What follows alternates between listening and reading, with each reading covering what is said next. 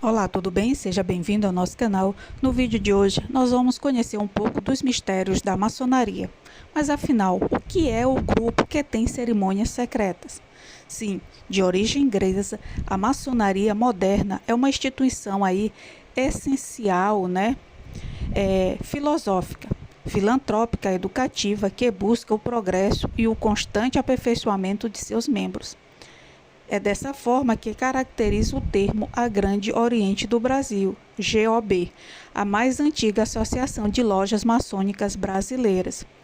De acordo aí, com alguns nomes, maçom, maçonaria, na verdade, vem do francês, que significa maçom, que quer dizer pedreiro.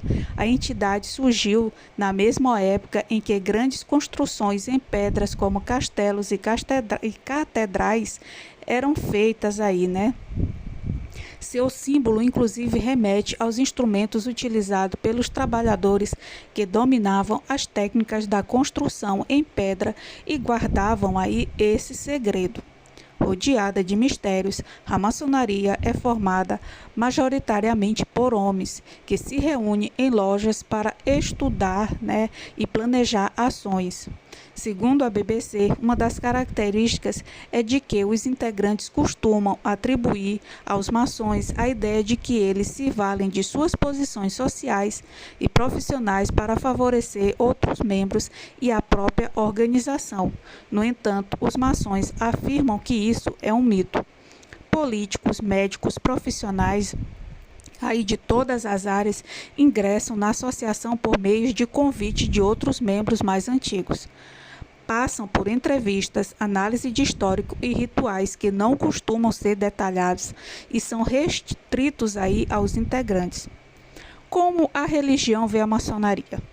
Em 1738, o Papa Clemente XII proibiu católicos de se tornarem membros das lojas maçônicas.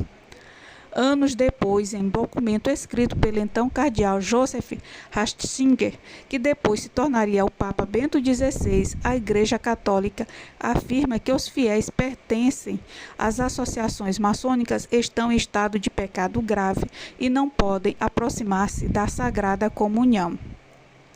Apesar disso, católicos maçons não são mais punidos com a excomunhão como no passado. Já com os evangélicos, a história é um pouco diferente. Quando os primeiros protestantes chegaram ao Brasil, foram acolhidos pelos maçons porque a associação os via como um grupo civilizatório, ou seja, que poderia colaborar com o processo emancipador e de aprimoramento cultural do país. Como muitos protestantes e pastores eram membros de loja, isso foi um grande problema. Uma das causas do racha na Igreja Presbiteriana do Brasil, que fez surgir a Igreja Presbiteriana Independente, foi a maçonaria. Ao longo do século XX, os grupos evangélicos brasileiros incorporaram as críticas católicas. Com isso, associou-se a maçonaria ao satanismo, por exemplo. A aversão à maçonaria se propagou no meio pentecostal e fez com que outras igrejas adossassem, essa crítica. Os evangélicos passaram a ver maçonaria como parte do sistema que quer comandar aí o mundo. Ao fazer parte de uma organização tão secreta e tão cheia de ritos e símbolos, o maçom estaria impossibilitado de ser cristão.